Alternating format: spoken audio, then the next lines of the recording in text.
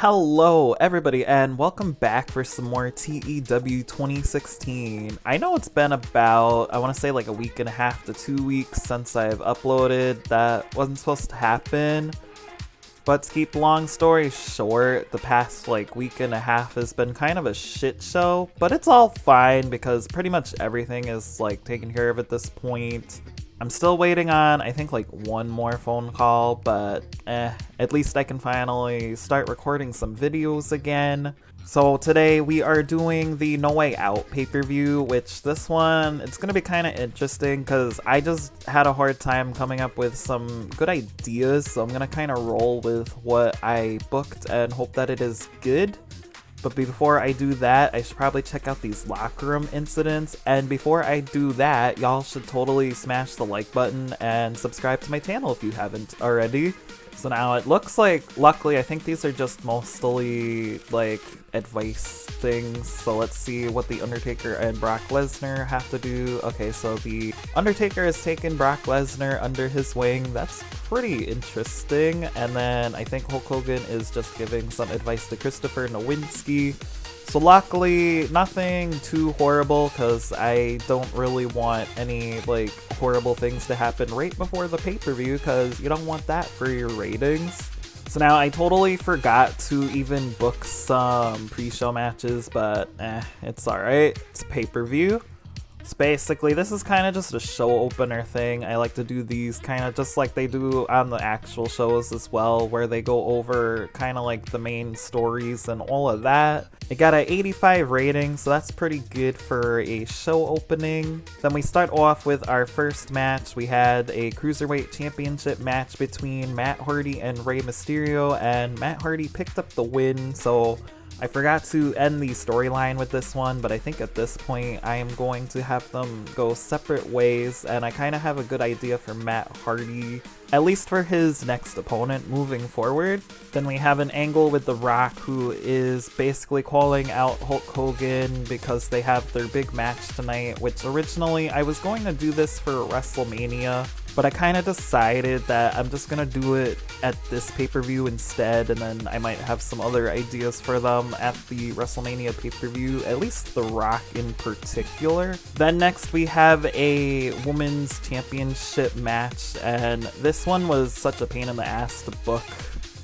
So basically, Trish ended up picking up the win, and the reason why it was a pain in the ass to book this match is because originally I was gonna have Victoria just defend her champion again, but of course, like, that wasn't good enough. Then I was gonna have Jazz win the champion, but then Molly Holly complained about it. So then I was like, alright, fine, Molly Holly can win the champion, but then Trish complained about that. So basically, Trish winning the champion was the only thing that they didn't complain about, which I wanted her to have a big champion win at WrestleMania, but she got it at No Way Out, and then we just had her celebrate her victory. Then in this next segment, we have Los Guerreros and John Cena and Edge in an interview with Terry. Basically, it just broke out into a fight, which they are going to be facing off against each other next. Then in the next match, we have the Tag Team Championship. John Cena and Edge ended up defending the champion, and then I'm gonna I might still use Eddie and Chavo as a tag team, but I'm not sure yet, because I kind of want to push them both as singles competitors.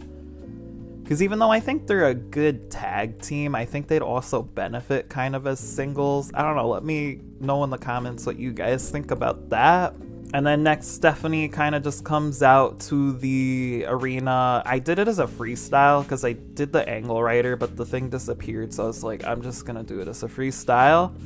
Basically, she announces that we are going to be bringing back the United States Championship, and it is going to be defended between A-Train and Chris Benoit, which none of them really have it yet, but they're going to be the first people to get the championship. Then we have that match, and Chris Benoit picks up the win to become the first United States champion, at least in the returned version, because I don't know why it's not already set, because the titles were actually in this era, but it just has something to do with the mod, I guess. And then after the match, Chris Benoit is celebrating when suddenly the Big Show appears and tackles him with a crutch. The Big Show and A-Train are then joined joined by Paul Heyman, who gets on the microphone to let Chris Benoit know that this is not over yet. I'm kind of liking this whole partnership with A-Train and Big Show, and I might add in another person or two as well, so hopefully this will be a bigger angle on our show, and it will give A-Train a little bit more of a push because he's kind of a mid-carder at the moment. And then next, this match I kind of just pulled out of nowhere because I didn't want to quite have the Shawn Michaels Triple H title match yet because I want to save that for WrestleMania. So we had a 4-on-4 tag team match between Evolution, and then Shawn Michaels recruited Booker T, Rob Van Dam, and The Undertaker. And then pretty much Evolution ended up picking up the win. It actually does list the order that the people were eliminated, so that is pretty interesting. So basically it looks like Randy Orton and Batista were eliminated first, then Booker T, then Ric Flair, then Rod Van Dam, and then The Undertaker, and finally Shawn Michaels. And then of course, since a lot of these guys are in rivalries, there were multiple interferences with Taker getting distracted by Sting, Booker T getting distracted by Sting, Chris Jericho rather, and then finally Kane interfered and actually attacked Rod Van Dam, so that's kind of part of how Evolution got their win.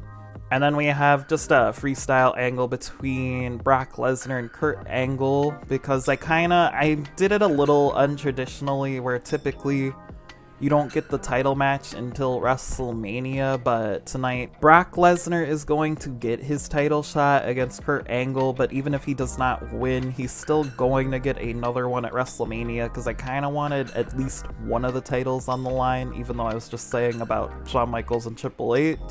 But then we had that title match between Kurt Angle and Brock Lesnar. Kurt Angle obviously picks up the win because it is a match I wanted to save for WrestleMania, but yeah, we'll have it again probably. And then Kurt Angle, he just got overexcited in his celebration, so yeah, they noticed that apparently. And then in our final match, this is the main event. The Rock took on Hulk Hogan, and Hulk Hogan picked up the win, rather. I think I was originally going to have The Rock pick up the win, but then I kind of changed it to Hulk Hogan at the last minute. So yeah, at least rating-wise, the show did pretty good, so hopefully let's see what the final rating is going to be. I think Hulk Hogan needs to be booked a little smarter. He needs shorter matches. He was totally exposed in the length of this one. I knew that was gonna happen, but since it's like the whole main event thing, that's why I did it a little longer than I probably should have. But probably moving forward too, I don't think I will have Hulk Hogan in long matches, mainly because he is older now. Alright, so the show got a 78, so it's not too horrible. It definitely could have been a little better, but I will take it because this was kind of just I'm not sure what to do show. So now, of course, after every pay-per-view, we always have to make a speech, so let's go ahead, and I don't even remember who I did in the first pay-per-view speeches, so I'm just gonna go Undertaker. We're gonna point him out as a good example, and then I guess Hulk Hogan will be the next one. I'm gonna have Hulk Hogan praised for a great performance because he could use the encouragement since they said he kinda was in the ring a little too long, so maybe he won't be as mad at us about that. Finally, Rey Mysterio, I don't know, we'll give him a hug, so let's go ahead. I forgot too, I could check who I did in the past, which I did choose different people this time, so that is good. And then of course, The Undertaker, Hulk Hogan, and Rey Mysterio all seem pleased, so let's see what the aftermath of the pay-per-view is. Hopefully nothing too major. I feel like at least if there was injuries, it would tell us, so luckily there is no injuries. I just want to quickly see, okay, this is just an interview with The Undertaker. I wasn't sure if it was going to be anything like major talking about the pay-per-view, but let's go ahead now, check. We got a lot of emails, so Maven is back. I think his injury was only a week anyway, so luckily it did not last that long. We got Luna Fashan on WWE now, so I will have to set her up, I believe, on SmackDown. And then a lot of these guys are not happy because they wanted us to get a 80, I believe, or more, and then the drug tests, of course. Johnny Ace does not like Batista, The Undertaker does not like Batista, Brock Lesnar does not like A-Train, and Chris Benoit does not like A-Train, and then Pete got a rating. It seems like the common complaint usually is either Batista or A-Train or Juventud or like a couple other people. But yeah, I think that's going to be it for this episode. I am still planning on doing more TEW 2020 content because I haven't really touched the game that much yet, but then I noticed that they're pushing back the release date, which is probably a good thing, honestly. But until the full game comes out, I don't think I'm gonna necessarily do a full let's play of it because you can only do like 2 months in the demo version.